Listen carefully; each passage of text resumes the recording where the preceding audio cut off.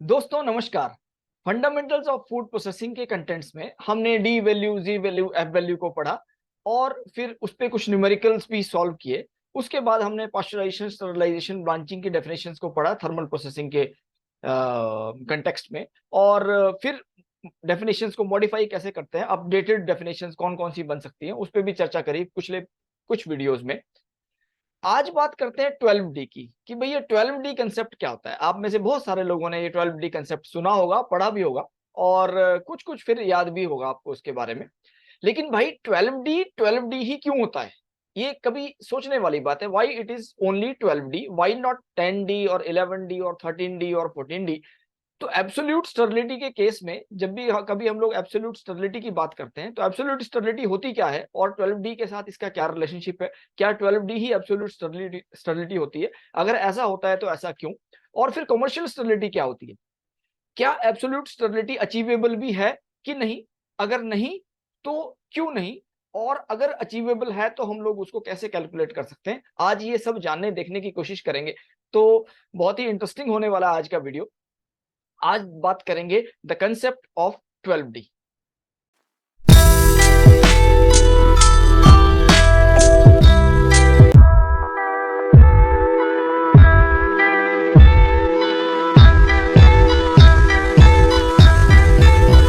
तो दोस्तों मेरा नाम है एसके शर्मा और क्वेश्चन पूछने से कभी मत डरना। बात कर रहे थे कंसेप्ट ऑफ 12D की कि भाई 12D ही क्यों है, why not 12D, why not 11D और 13D और 10D और 14D? ऐसा क्यों नहीं है कि हम लोग 12D के अलावा कुछ और बोलते हैं? एब्सोल्यूट स्टेरिलिटी और कमर्शियल स्टेरिलिटी का कंसेप्ट क्या है? तो आज शुरुआत करेंगे सबसे पहले कुछ डेफिनेशंस के साथ कि भाई 12D की क्या डेफिनेशन होती है, एब्सोल्यूट स्टेरिलिटी, कमर्शियल स्टेरिलिटी में क्या डिफरेंस है। फिर एंटर करेंगे एक न्यूमेरिकल प्रॉब्लम की तरफ जहां पे हम लोग डेमोस्ट्रेट करेंगे कि 12D को कैसे अराइव किया जाता है। और फिर उसके बाद उसका साइंटिफिक लॉजिकल एक्सप्लेनेशन क्या है कि 12D तक हम लोग कैसे पहुंचे, बुक्स में क्या लॉजिक दिया है जो अच्छी एस्टेब्लिश्ड बुक्स हैं फूड टेक्नोलॉजी की, और फिर रिसेंट जो इंफॉर्मेशन है उसको हम कैसे कोरिलेट कर सकते हैं 12D के कंसेप्ट के साथ। और फिर 12D एब्सोल्यूट स्टेरिलिटी है कि नहीं है, और फिर किस कंडीशन में 12D एब्सोल्यूट स्टेरिलिटी बन सकता है, ऐसा भी कैलकुलेशन करके देखेंगे। और फिर समझने की कोशिश करेंगे कि how to apply the concept of 12D into the commercial food processing. तो शुरू करते हैं कुछ डेफिनेशन से। सबसे पहले डी वैल्यू को एक बार रिवाइज कर लेते हैं कि D value, decimal reduction time, क्या होता है। सो डी वैल्यू, जैसा कि पिछले वीडियो में आप देख सकते हैं, डी वैल्यू का मैंने अलग से एक वीडियो बनाया था जिसमें कि D value is the time in minute at a given temperature required to destroy one log cycle, यानी कि 90% of the target micro organisms को, इसको हम लोग डी वैल्यू बोलते हैं। D value is measured in time in minutes, तो minutes इसका यूनिट होता है। जब बात करते हैं एफ वैल्यू की, तो N number of D log cycles make the F value the total thermal process actually required to kill the known population of microorganisms, the known quantity, known number of microorganisms को किल करने के लिए कितना total thermal process लगेगा, कितना time लगेगा एक particular temperature में अंडर स्पेसिफाइड गिवन कंडीशंस, तो वो कहलाता है एफ वैल्यू। ये हमने डिटेल में पिछले वीडियो में डिस्कस किया था, जिन लोगों ने नहीं देखा है वो देख सकते हैं, चेक कर सकते हैं। तो अब बात करते हैं कि स्टेरिलिटी की बात कर रहे थे हम लोग, 12D पे जाएंगे तो 12D को एब्सोल्यूट स्टेरिलिटी भी कहा जाता है कहीं कहीं पे। और absolute sterility is the total absence of micro organisms, कि भाई सारे के सारे माइक्रो ऑर्गेनिज्म अगर किसी थर्मल प्रोसेस से डिस्ट्रॉय हो जाते हैं तो वो एब्सोल्यूट स्टेरिलिटी की कंडीशन है। It can not be achieved without drastically damaging the integrity of the food. भाई ये है तो है total absence of micro organism, लेकिन ये it can not be achieve, it can not be achieve, achieve ही नहीं किया जा सकता है। इतना हाई लेवल तक उसका प्रोसेसिंग करना पड़ेगा, इतना एक्सट्रीम तक प्रोसेस करना पड़ेगा कि उसकी क्वालिटी ड्रास्टिकली डिटेरियोरेट हो जाएगी फूड की। तो इसलिए it is not actually practically used. तो फिर प्रैक्टिकली यूज क्या होता है? प्रैक्टिकली यूज होता है द कमर्शियल स्टेरिलिटी। तो कमर्शियल स्टेरिलिटी वो लेवल है which refers to the absence of microorganisms capable of growing in the food at normal non-refrigerated conditions, at which the food is likely to be held during the distribution and storage। ये codex Alimentarius commission की जो है definition है, उन्होंने commercial sterility के बारे में ऐसा लिखा है कि भाई उस लेवल तक आप उसको प्रोसेस कर दें, उतने डी लॉग साइकिल्स को उस लेवल तक हम लोग उसको ले जाएं कि वो नॉर्मल नॉन रेफ्रिजरेटेड कंडीशंस में भी वो सेफ रह सके डिस्ट्रीब्यूशन के दौरान, स्टोरेज के दौरान। तो इस प्रकार का जो कंडीशन है that is the commercial sterility. अगर हम लोग डी वैल्यूज के टर्म्स में देखेंगे कि total thermal process commercial stability के लिए कितना होता है, तो इट इज अराउंड 5D और 6D या कभी कभी 7D, इससे ज्यादा कमर्शियल स्टेबिलिटी का लेवल नहीं रहता है। लेकिन जब हम लोग एब्सोल्यूट स्टेबिलिटी की बात करते हैं, we go as high as 12D। लेकिन क्या एब्सोल्यूट स्टेबिलिटी पॉसिबल है कि नहीं है, ये देखने की कोशिश करते हैं। तो ये एक एग्जांपल है, absolute stability can not be achieved theoretically. भाई थ्योरेटिकली हम लोग एब्सोल्यूट स्टेबिलिटी को अचीव नहीं कर सकते। इसका रीजन क्या है, जरा एक बार देखने की कोशिश करेंगे। बड़ा इंटरेस्टिंग है, आप ध्यान से देखिए कि क्या बोलना चाह रहे हैं। अब इसमें हमने कहा कि भाई अगर कोई पॉपुलेशन है माइक्रो ऑर्गेनिज्म की, initial population suppose 3 × 10⁶, 3 × 10 initial 3 × 10⁶ is the initial population. तो हम लोग कैलकुलेट करेंगे कि एक लॉग साइकिल के बाद सर्वाइवर्स कितने हो जाएंगे, और फिर कम्युलेटिव सर्वाइवर्स और जो cumulative destroyed number of micro organism होंगे वो कितने होंगे। तो इसको देखने की कोशिश करते हैं। एक लॉग साइकिल जब ये चलेगा, एक लॉग साइकिल के बाद तो जो सर्वाइवर्स हैं वो एक डेसिमल कम हो जाएंगे। यहाँ पे 30 लाख थे, अब यहाँ बच गए 3 लाख। तो 30 लाख से वो रह गए 3 लाख एक लॉग साइकिल के बाद। तो जब 30 में से 3 सर्वाइव कर रहे हैं, इसका मतलब डिस्ट्रॉय कितने हो गए, 27 लाख डिस्ट्रॉय हो गए भाई। ये हमने देखा। एक लॉग साइकिल और चलेंगे तो 10⁴ पहुंच गया। 10⁴ होता है 30,000। अब 30,000 का मतलब ये हुआ कि 30,000 जब डिस्ट्रॉय हुए तो 30 लाख में से 30,000 बच गए, तो यानी कि 2,70,000 और डिस्ट्रॉय हो गए। तो अगर हम लोग इसको कम्युलेटिव देखते हैं, 27 लाख प्लस 2,70,000, इट मेक्स 29,70,000। तो 29,70,000 ये नंबर फिगर बनाता है। तो और आगे चलते हैं। अब 30,000 में जब एक लॉग साइकिल और चलेंगे तो एक लॉग साइकिल के बाद टोटल हो गया 3,000। अब नंबर ऑफ सर्वाइवर्स कितने बच गए, 3,000। अब 30,000 में से 3,000 गए, यानी कि 27,000 और माइनस हो गए। 27,000 जब और माइनस होते हैं तो ये 29,70,000 से, तो दिस इज 29,97,000 नाउ। तो 29,97,000। अब 3,000 में से एक लॉग साइकिल और चलेंगे तो सर्वाइवर एक लॉग साइकिल के बाद 300 बच गए, 2700 और कम हो गए, तो यहाँ टोटल हो गया 29,99,700। ये टोटल इसका हो गया। एक लॉग साइकिल और चलते हैं तो 30 सर्वाइवर बच जाते हैं, यहाँ पे 270 माइनस हो जाएंगे, ऐड करके 299,970 इसका नंबर आ जाता है। एक लॉग साइकिल और चलते हैं तो हमारे पास 3 माइक्रो ऑर्गेनिज्म बच गए, 27 और डिस्ट्रॉय हो गए, and this becomes 299,9997। So that is how it goes. अब जब हम इस लेवल पे आ जाते हैं, we reach 10⁻⁻1। Seventh log cycle में जब ट्रेवल करेंगे तो हम लोग कहां पहुंच जाएंगे, लेस देन 1 पे आ जाते हैं। यानी कि now the survivors are less than 1 means 0.3, but it is not 0, it is still some number. So we reach 0.3 and then we keep on adding the number of destroyed microorganisms. So this number goes on, the cumulative number goes on and on, on and on, on and on. और यहाँ पे अगर आप देखते हैं तो 7 log cycle के बाद 0.3, 8 लॉग साइकिल के बाद 0.03, 9 लॉग साइकिल के बाद 0.003, 10 लॉग साइकिल के बाद 0.003। तो इससे हमको ये पता लग रहा है भाई जीरो तो कभी भी नहीं आएगा। आप इसको बढ़ाते जाइए, लॉग साइकिल ट्रेवल करते जाइए, it will never reach zero. So this number will go decimal पे प्लेसेस बढ़ते जाएंगे, लेकिन जीरो कभी नहीं आएगा। तो जब जीरो कभी नहीं आएगा, इसका मतलब एब्सोल्यूट स्टेबिलिटी कभी भी नहीं आएगी। It will go on and on, on and on, on and on, because it travels, the destruction happens in log numbers, log cycles के हिसाब से destruction होता है। इसलिए theoretically absolute stability achieve करना possible ही नहीं है, it is totally impossible.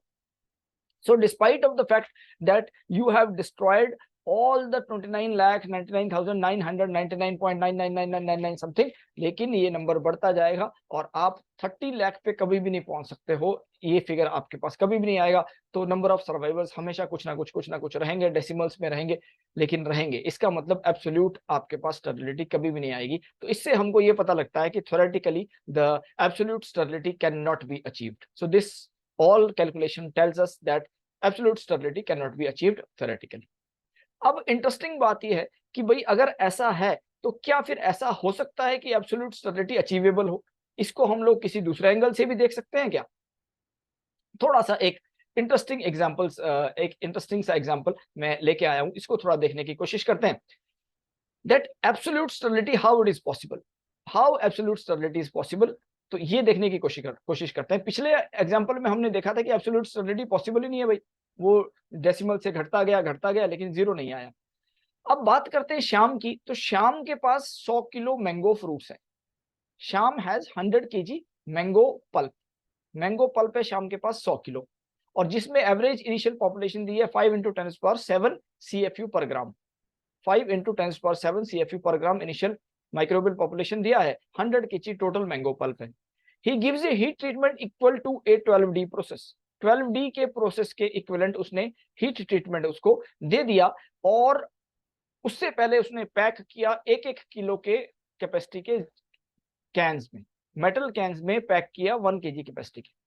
Total pulp कितना था, 100 किलो, 1-1 किलो के मेटल कैंस में पैक किया, यानी कि टोटल कैंस कितने बने, 100 कैंस बने। हम लोग ये मान लेते हैं परफेक्टली 100 कैंस बनेंगे।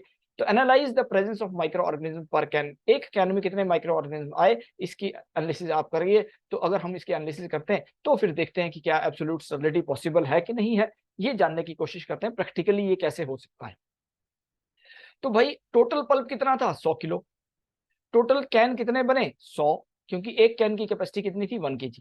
अब इनिशियल पॉपुलेशन जो थी वो थी 5 इंटू 10⁷ CFU पर ग्राम। अब ध्यान दीजिए CFU पर ग्राम, 1 ग्राम CFU में 1 CFU पर ग्राम, CFU पर ग्राम में 5 इंटू 10⁷ इनिशियल पॉपुलेशन थी। तो अगर हम टोटल स्पोर लोड देखते हैं कि भाई 100 किलो पल्प में कितने फिर स्पोर्स हुए या कितने CFU हुए 100 किलो पल्प में, तो जब हम उसको कैलकुलेट करते हैं तो it comes out to be 5 into 10⁵ plus 1 gram में था तो हमने इसका केजी बना दिया, यानी कि 1000 से मल्टीप्लाई कर दिया, और फिर कितने केजी थे, 100 केजी थे, 100 केजी से और मल्टीप्लाई कर दिया।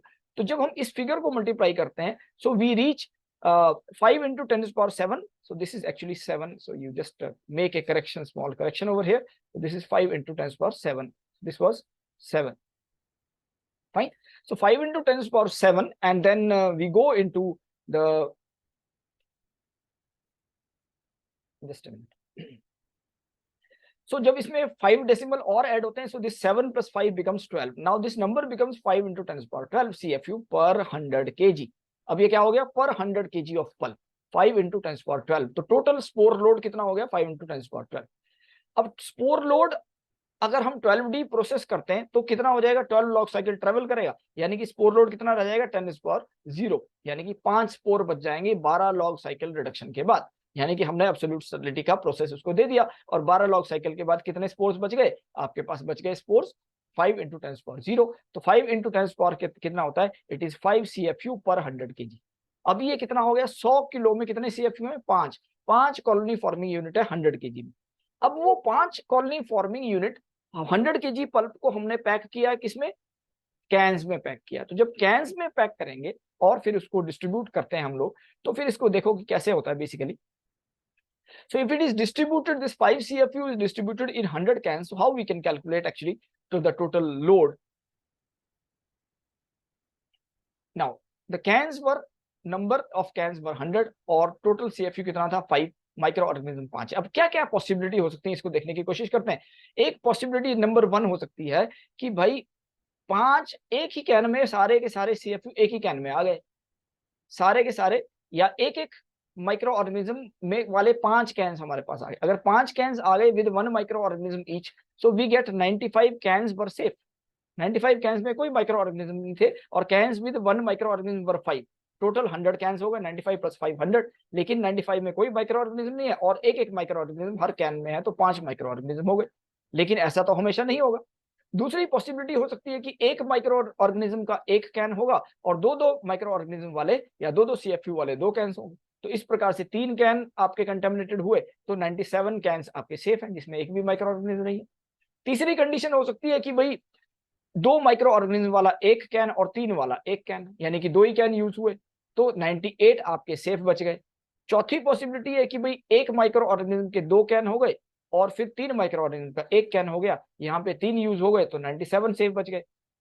पांचवी पॉसिबिलिटी है कि भाई एक माइक्रो ऑर्गेनिज्म का एक कैन और 4 माइक्रो ऑर्गेनिज्म वाला 4 CFU वाला एक और कैन, तो टोटल कैन कितने यूज हुए, 98 सेफ, 2 कैन यूज हुए। और पांचवी पॉसिबिलिटी हो जाती है कि micro organism cans with 5 micro organism, तो जिसमें पांचों के पांचों CFU थे, तो एक ही कैन में आ गए सारे, तो यहाँ पे 99 कैन्स आपके सेफ हो गए। अब देखने वाली बात यह है कि ये जो cans with the number of micro organism है, इसमें क्या है, विद नो माइक्रो ऑर्गेनिज्म लिखा है, यानी कि ये एब्सोल्युटली स्टेराइल कैन है, 100 kg में से कैलकुलेशन करके हमको मिलता है। तो टोटल क्वांटिटी में तो भाई टोटल प्रोसेस में तो नंबर ऑफ माइक्रो ऑर्गेनिज्म या CFU करके हम लोग देख रहे हैं, तो वो तो रहेंगे, लेकिन अगर हम लोग पर कैन बेसिस पे देखेंगे तो 95 minimum of 95 cans are absolutely sterile.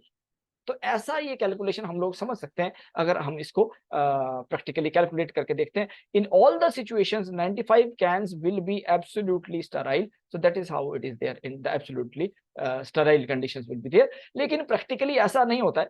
12D process में हम लोग जाते नहीं है और फिर इतना कैलकुलेशंस भी नहीं होता है. And then there are so many things to be discussed कि भाई सारा का सारा पल्प एक साथ ही डाला कि एसेप्टिक कंडीशन में डाला कि बहुत सारे क्वेश्चन इसमें हो सकते हैं. लेकिन थ्योरेटिकली मैंने आपको बताया कि अगर ऐसी सिचुएशन हो तो this is how you can get the absolutely sterile cans as well. अब बात करते हैं 12D कंसेप्ट की. फिर 12D कहां से आया कि भाई ये तो हो गया स्टेराइल कैन्स हो गए, एब्सोल्युटली स्टेराइल कैन्स कैसे बनते हैं, लेकिन 12D कंसेप्ट कहां से आया और उसके क्या रीजन है, तो ये थोड़ा सा देखने की कोशिश करेंगे कि what is 12D. So 12D की जब बात करते हैं, if any food is subjected to a 12D process, किसी फूड को अगर हम लोग 12D प्रोसेस में एक्सपोज करते हैं तो इट विल बिकम स्टेराइल. ये इसकी थ्योरी है. एक लाइन में अगर हम बोलते हैं कि किसी प्रोसेस को अगर हम लोग किसी फूड को 12D प्रोसेस दे देते हैं, so then it becomes sterile. So that is what is the theory, and this has been written in the Ann Potter और Hotchkiss की book है Food Science. It is very popular book and very fundamental basic book followed by so many people. हम सब लोगों ने ये किताब पढ़ी होगी कहीं ना कहीं. इस किताब में कुछ assumptions लिखी हैं, कुछ बातें लिखी हैं जिसके बेसिस पे ये कहा गया है. पहली बात ये लिखी है कि ए हाईली स्पॉइल्ड फूड, एक फूड जो बहुत ज्यादा स्पॉइल्ड होगा, rarely supports the bacterial population A billion organisms पर कैन. यानी कि कोई जितना मर्जी स्पॉइल्ड फूड हो जाए तो उसमें 1 बिलियन माइक्रो ऑर्गेनिज्म से ज्यादा पर कैन नहीं हो सकते हैं भाई. 1 बिलियन मींस 10⁹ माइक्रो ऑर्गेनिज्म से ज्यादा एक कैन में नहीं हो सकते हैं. सो दिस में भी हाईली स्पॉइल्ड फूड भी अगर होगा तो वो सपोर्ट ही नहीं करेगा इतने ज्यादा माइक्रो ऑर्गेनिज्म को पर कैन. तो ऐसी सिचुएशन में अगर हमारे पास 1000 कैन्स होते हैं ऐसे, तो टोटल पॉपुलेशन हो गई 10⁻12, और वहां पे हमारे पास 12D प्रोसेस करेंगे तो वो सारी की सारी पॉपुलेशन डिस्ट्रॉय हो जाएगी. ये एक मानना इसका था कि भाई हाईली स्पॉइल्ड अगर फूड होगा तो भी 1 बिलियन सेल्स पर कैन से ज्यादा नहीं होगा, और अगर 1000 ऐसे कैन हुए तो उन 1000 कैन में सिर्फ एक ही कैन है जो कि ऐसा स्पॉइल्ड होगा. तो इस प्रकार से हम लोग बोल सकते हैं कि only 1 can in 1000 cans is expected to still harbor 1 living microorganism or spore after a 12D process. 12D process के बाद क्योंकि 1 × 10⁻12 हो जाएगा और 1 × 10⁻12, तो जब 12D करेंगे तो 10⁻0 हो जाएगा. इसका मतलब एक माइक्रो ऑर्गेनिज्म बचेगा. तो एक माइक्रो ऑर्गेनिज्म किसी एक कैन में जाएगा, तो 1000 कैन्स में से अगर कोई एक कैन स्पॉइल्ड है तो कोई चिंता की बात नहीं है, ये बड़ा कम स्पॉइलेज है ऐसा मान के चले. तो उन्होंने कहा कि भाई 12D प्रोसेस अगर कर दिया तो the food will become sterile. ये एक एजम्पशन इसके पीछे आया. दूसरा उन्होंने कहा कि भाई had the food contain 1 million micro organism पर कैन, अगर 1 मिलियन माइक्रो ऑर्गेनिज्म पर कैन हुए, तो पहले वाले में तो बोला था 1 बिलियन, लेकिन अगर 1 मिलियन हुए which is still unusually very high, ये 1 मिलियन भी बहुत ज्यादा होता है. So after a 12D process 1 can in 10 lakh cans, अब इसमें 3 जीरो और लग गए, पहले 1000 कैन्स था, अब क्योंकि ये 10⁻6 हो गया यहाँ पे, तो 1 लाख कैन 10 लाख कैन हो जाएंगे. तो 1 can in 10 lakh cans would be expected to still harbour 1 living micro organism. तो उसमें एक लिविंग माइक्रो ऑर्गेनिज्म होगा, क्योंकि 12D प्रोसेस के बाद अगर 10⁻6 है तो हम लोग 1 लाख कैन को प्रोसेस कर सकते हैं, और 12D प्रोसेस के बाद एक कैन होगा 10 लाख कैन्स में, जिसमें कि एक माइक्रो ऑर्गेनिज्म होने की संभावना है. तो इसलिए 12D process ensures absolute sterility, ये कहा गया आपका एन पॉटर साहब की किताब में फूड साइंस.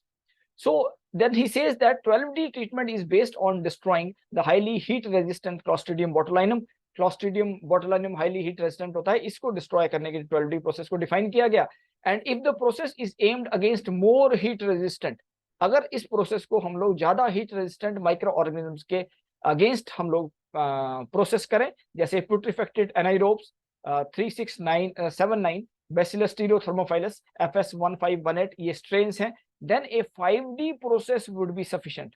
तो अगर ज्यादा जो resistant, heat resistant micro organism हैं, जैसे पुट्रिफेक्टिव एनारोब्स या बैसिलस स्टीरोथर्मोफाइलस के अगेंस्ट अगर हम लोग इस 12D प्रोसेस को कैलकुलेट करेंगे, तो भाई क्लोस्ट्रीडियम बोटुलिनम के लिए तो 5D प्रोसेस भी सफिशिएंट होगा। ऐसी पर्टिकुलर सिचुएशन में 5D भी सफिशिएंट होगा क्लोस्ट्रीडियम बोटुलिनम के लिए। तो ये उन्होंने कहा, और इसके हिसाब से 12D प्रोसेस जहां कहीं भी किसी भी फूड को हमने दे दिया तो वो एब्सोल्यूट स्टेरिलिटी उसमें हो जाती है, जबकि आप 12D प्रोसेस ना हम देते हैं कमर्शियली और ना ही इसकी जरूरत पड़ती है। ये सारी की सारी एजम्पशंस इसमें लिखी गई हैं एनएन पॉटर साहब की किताब में फूड साइंस। लेकिन अब इसका एक दूसरा एंगल है जो मैं आज आपको दिखाऊंगा, मेरे हिसाब से क्या है और कैसे कैलकुलेट हो सकता है, एक और क्या एस्पेक्ट बन सकता है इसको 12D को समझने का, उसको देखते हैं। बड़ा ही इंटरेस्टिंग है, आप ध्यान से देखिए। तो देखो, मैंने एक स्टोरी इसमें बनाने की कोशिश करी है कि व्हाई नॉट 10D और 14D, 12D क्यों बोला गया। तो उन्होंने अपने हिसाब से अजम्पशंस ले लिया और उसके हिसाब से कैलकुलेट कर दिया। लेकिन मैं आपको आज थोड़ा सा और ऑथेंटिसिटी के साथ बताने की कोशिश करूंगा कि ये कैसे आया होगा। तो अगर कोई भी फूड है, say for example you take any food, तो फूड किस चीज से बनता है? दो चीजों से बनता है, एक सॉलिड से बनता है और दूसरा उसमें मॉइस्चर कंटेंट होता है, वाटर। तो मैं डिफाइन करता हूं that any food will be made up of two things, the water and the solids. लेकिन अगर कोई फूड स्पॉइल्ड फूड है, तो उस स्पॉइल्ड फूड में सॉलिड और वाटर तो होगा, लेकिन साथ में माइक्रो ऑर्गेनिज्म भी होंगे। अब जब उन माइक्रो ऑर्गेनिज्म की पॉपुलेशन बहुत ज्यादा हो जाता है नंबर, तो they will also contribute to some amount of the mass of the food. यानी कि अब जो टोटल फूड का मास बनेगा, that will be composed of the food, that is the solid plus water plus micro organism. जब microbial population बहुत ज्यादा होने लग जाएगी, तो दो चीजों से मास बनेगा, एक फूड से और एक माइक्रो ऑर्गेनिज्म से। तो अगर 100 ग्राम है और 100 ग्राम में से x ग्राम फूड है, तो 100 minus x gram will be your microorganism. The mass of the microorganism will be 100 minus x ग्राम। अगर 99.9 ग्राम है, x के वैल्यू 99.9 है, तो 100 minus 99.9 यानी 0.1 ग्राम क्या है? माइक्रोबियल मास है। सिमिलरली अगर 99 ग्राम है, तो 100 minus 99 यानी 1 ग्राम माइक्रोबियल मास है। तो भाई 1 ग्राम माइक्रोबियल मास में या 0.1 ग्राम माइक्रोबियल मास में कितने माइक्रो ऑर्गेनिज्म होंगे, तो हम उसको CFU से लिंक कर पाएंगे। तो इसके लिए हमको जानने की जरूरत है कि माइक्रोबियल मास होता कितना है। So what is the microbial mass? This is the most important question. तो मैंने इसका आंसर ढूंढने की कोशिश करी कि माइक्रोबियल मास कितना होता है, तो बड़ा इंटरेस्टिंग एविडेंसेस मुझे मिले। ये एक hypertextbook.com है, और इसमें एक प्रोफेसर साहब है जो अपने स्टूडेंट्स को बड़े इंटरेस्टिंग साइंस फैक्ट्स ढूंढने के लिए लगाते हैं, और फिर वो बहुत सारे साइंस फैक्ट्स ढूंढ के और उन्होंने एक एनसाइक्लोपीडिया जैसा बना रखा है, बड़ा सुंदर, बड़े सुंदर, आप इसको एक्सेस कर सकते हैं, द hypertextbook.com फैक्ट्स। तो इसमें एक बताया गया कि the mass of bacterium, bacteria का मास कितना होता है, ये इसके बारे में इसमें बताया गया। और उसमें ये कहा कि अलग अलग लोगों के जो रिपोर्ट्स हैं, अलग अलग बुक्स में ये लिखा गया, जैसे ये डेविक्स की एक बुक है, the bacterial physiology and microbiology, so 1973 की बुक है। इसमें ये कहा गया कि the standardized result says that the microbial mass is 1 × 10⁻12 gram. अब देखो बड़ा इंटरेस्टिंग, 1 × 10⁻12 ग्राम, ये क्या है? एक माइक्रोबियल सेल का मास। ठीक उसी प्रकार से यूनिवर्सिटी ऑफ साउथ कैलिफोर्निया की दूसरी बुक थी, इसमें जो बैक्टीरिया का मास बताया गया, वो बताया गया 9.5 × 10⁻13 ग्राम। तो 9.5 को अगर हम लोग 10 बना देंगे तो एक माइनस कम हो जाएगा, सो इट विल बी 1 × 10⁻12, फिर दोबारा से लगभग उतना ही हो गया। तो ये फर्स्ट और सेकंड लगभग लगभग बराबर हैं। तो 9.5 × 10⁻13 इज इक्वल टू 1 × 10⁻12, दोनों लगभग बराबर हैं। तो ये यूनिवर्सिटी ऑफ कैलिफोर्निया की किताब में बताया गया। फिर जो एक और बुक थी जिसमें कि the shape size of bacterial cell, bacteriology 4th edition, so John Wiley and Sons की किताब है, और इसमें कहा गया कि 6.25 × 10⁻10 ग्राम। तो ये भी उसी वैल्यू के आसपास है, -10 ग्राम, 6.25 × 10⁻10 ग्राम, यानी कि -11 के आसपास आ गया। और फिर एक मटेरियल्स एंड मटेरियल्स है, मैसेच्यूसेट्स इंस्टीट्यूट ऑफ टेक्नोलॉजी में, ये 2003 की एक बुक है, जिसमें ये कहा गया कि 3 × 10⁻16। तो अलग अलग रिपोर्ट हैं जिसमें कि 10⁻10 से लेके और 10⁻16 तक जो बैक्टीरिया का मास बताया गया। तो उसके बाद हाइपर टेक्स्ट बुक में जो उन्होंने कंक्लूड किया, वो ये किया कि bacteria are single cell organisms and they are quite simple, और जो a typical bacterial mass, a typical mass of a bacterium would be about 10⁻12 grams, यानी कि 1 पिकोग्राम। सो एक बैक्टीरिया का मास जो है 1 × 10⁻12। तो इसका मतलब क्या हुआ? देखिए बड़ा इंटरेस्टिंग है। अगर हम सीधा सीधा इसको रिलेट करेंगे 12D से, तो अब हम अगर पीछे जाएंगे फिर दोबारा से अपने क्वेश्चन में अगर हम लोग जाते हैं तो और इसको कैलकुलेट करने की कोशिश करेंगे कि कैसे होता है। तो भाई अब देखिए, हमने शुरू किया था कि फूड और बैक्टीरियल मास कितना होगा। तो हम ये मानते हैं कि भाई नंबर ऑफ माइक्रो ऑर्गेनिज्म अगर 10 power 0 number of micro organism 10 power 0 है, तो क्योंकि जो मास ऑफ माइक्रो ऑर्गेनिज्म था वो कितना था 10 पावर-12। तो यहाँ पे जब 10 पावर-12 हो जाता है तो वो इतना हो जाता है 1 2 3 4 5 6 7 8 9 10 11 12। तो यहाँ पे इतने 11 जीरो लगने के बाद 1 आ जाएगा। So this much grams will be the microbial mass. तो इतना अगर माइक्रोबियल मास है तो फिर फूड का मास कितना है? फूड का मास हो गया 0.999999 करके। So this will be the mass of the food. और टोटल परसेंटेज आता है 99.99999, so many nines here, this is the total percentage.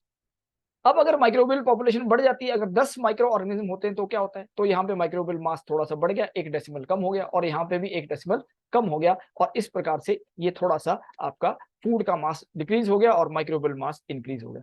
फिर 10 पावर 2 में चलते हैं, तो ये थोड़ा सा और इंक्रीज हो गया और फूड का मास थोड़ा सा और डिक्रीज हो गया। तो this is how it goes. Now जब चलते जाएंगे, suppose we reach somewhere around here, say for example 10 power 8 में हम लोग पहुंच गए।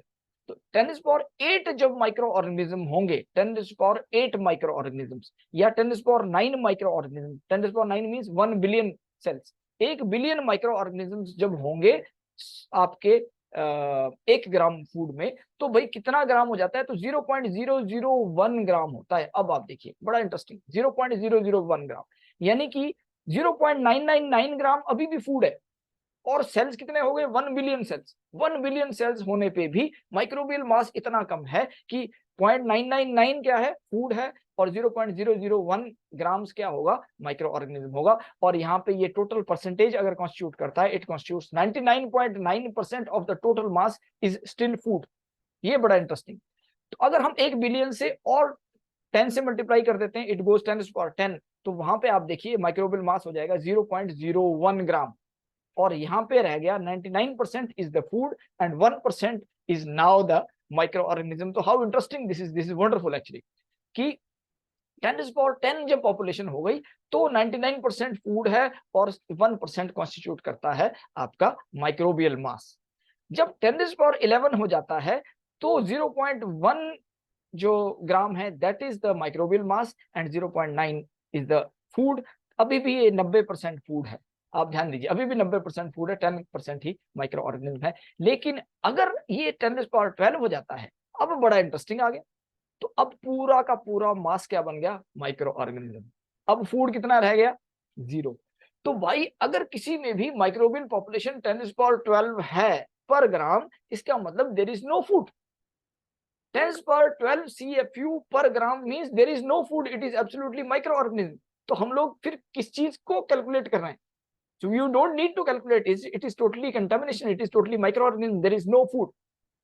तो ये बड़ा इंटरेस्टिंग है that the chances that there will be any food left as per the mass balance is rare if you calculate the microbial mass as 10⁻⁻12 gram as per the available literature report. तो इस प्रकार से अगर हम food और microbial mass का proportion calculate करेंगे, so we will arrive that there cannot be any situation when the number of microorganisms are more than 10⁻12 and we still have food to eat. We will not have any food to eat. It will be completely microorganism and the spoilage microorganism there all the time. So this is very much interesting. और इसके हिसाब से जब हम लोग देखते हैं तो हमको समझ में आता है कि ऐसा पॉसिबल ही नहीं। लेकिन इससे भी जो आगे की बात है भाई, आप ध्यान ये दीजिए कि हम लोग कौन सा फूड खाते हैं? हम लोग तो वो फूड खाते हैं जो सेफ होता है। तो इतना ज्यादा हाईली कंटेमिनेटेड फूड हम लोग कभी खाएंगे ही नहीं। आप ध्यान दीजिए, we will never never never eat such highly contaminated. अगर आप FSSR में भी जाते हैं, फूड सेफ्टी स्टैंडर्ड रेगुलेशन में, तो वहां पे भी आपको देखने को मिलेगा दैट 10⁻2 CFU पर ग्राम, 10⁻4 CFU पर gram in the can foods they are permitted. उन्होंने परमिट कर रखा है। आप FSSR खोल के देखिए, FSSR 2011। So there it is already permitted. It means that in none of the conditions we will have such high contamination in any of the conditions. So that is why, so this is very interesting about the 12D, and that is how the 12D concept goes. तो फिर आता है why not 10D और 14D, why only 12D? इसका reason हमने बड़ी explanation देखा detail में। No edible product can have more than 10^12 CFU पर ग्राम। जब 10^12 CFU पर ग्राम से ज्यादा हो ही नहीं सकते हैं तो हम लोग 13D 14D की बात ही नहीं करते हैं, ये फिजिबल ही नहीं है, इसकी चर्चा नहीं करनी चाहिए, इसलिए 10D इसलिए 14D 15D 13D कभी नहीं होता है। और अगर कोई फूड 99% प्योर फूड है, 99% प्योर फूड है, तो वो माइक्रोबियल लोड उसमें 10^10 होगा। अगर 90% प्योर है तो 10^11 होगा। इसका मतलब क्या हुआ कि इतना ज्यादा प्योर होने के बाद भी वो कंटेमिनेशन जो है वो बहुत ज्यादा होता है। So therefore in order to define the absolute sterility the equivalence of 12D is necessary. क्योंकि उसमें अभी भी फूड हो सकता है, तो हम इसलिए हम लोग इक्विवेलेंस टू 12D ले जाने के लिए 10^12 तक ले जाने के लिए 12D करते हैं और 10D और 11D पे उसको रिस्ट्रिक्ट नहीं करते हैं। सो that is how it goes, but technically it is not required actually. Theoretically हम लोग इसको ऐसे बोलते हैं और प्रोसेस करते भी हैं तो इट कॉजेज एक्सट्रीम डैमेज, जैसा कि एन पॉटर ने अपनी किताब में लिखा था कि extreme damage will be there to the food if you expose it to the 12D process. जब बात करते हैं कमर्शियल स्टेरिलिटी की, it is achieved by a thermal process which is approximately 5D। 5D process में ही आपका commercial sterility, जितने भी फूड प्रोसेसिंग इंडस्ट्री है 5D से आगे कोई नहीं जाता, इसकी जरूरत ही नहीं होती हमको, इतना कंटेमिनेटेड फूड होता ही नहीं है। We don't process a spoiled food, हमको ध्यान रखना है, we never process a spoiled food, we process a food which may be contaminated by some number of few number of micro organism, still it is good, तब भी वो खाने लायक है, तो उसी को तो प्रोसेस करेंगे, हम सड़े हुए को थोड़ी भी प्रोसेस करते हैं। तो इसलिए 5D के आगे जाने की कमर्शियली जरूरत ही नहीं होती है कभी, you don't need to go beyond 5D process. So that is how it goes. And FSSAI also mentions 10^2 to 10^5 CFU, जैसे मैंने आपको बताया, तो ये भी 10^2 to 10^5 CFU as maximum permissible for the various types of foods. Canned foods के लिए अलग अलग परमिसिबल फूड्स के लिए इतना मेंशन करता है, तो ये भी ऑलरेडी एग्जिस्ट करता है। तो किसी भी प्रकार से एब्सोल्यूट स्टेरिलिटी में हमको जाने की जरूरत नहीं है। एब्सोल्यूट स्टेरिलिटी में 12D क्यों होता है ये हमने देख लिया, माइक्रोबियल मास क्योंकि 10^-12 होता है इसलिए 12D होता है। ऐसा लॉजिक आपको बुक्स में नहीं मिलेगा, मैं आपको बता रहा हूँ। लेकिन अगर आप इन सब फैक्ट्स को कोरिलेट करते हैं तो बड़ा इंटरेस्टिंग एक कोरिलेशन बन के आता है, तो मैंने आज आपको एक्सप्लेन करने की कोशिश करी। और फिर कमर्शियल स्टेरिलिटी सिर्फ 5D प्रोसेस होता है, मैक्सिमम 6D प्रोसेस कर लीजिए, इससे ज्यादा कमर्शियल प्रोसेसेस में हमको आवश्यकता नहीं पड़ती। तो दोस्तों मैं समझता हूं कि आपको क्लियर हो गया होगा कि 12D ही क्यों बोलते हैं, 13D 14D क्यों नहीं बोलते हैं, या 10D 11D क्यों नहीं बोलते हैं, और माइक्रोबियल मास को हम लोग कैसे कोरिलेट कर सकते हैं 12D कंसेप्ट के साथ।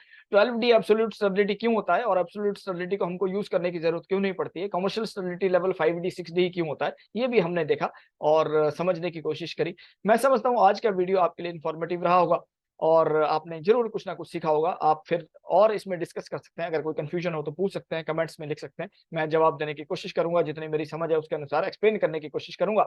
कुछ नए इंटरेस्टिंग टॉपिक्स के साथ बहुत जल्दी आऊंगा, दोबारा से आपसे मिलूंगा, तब तक के लिए थैंक यू वेरी मच, नमस्कार।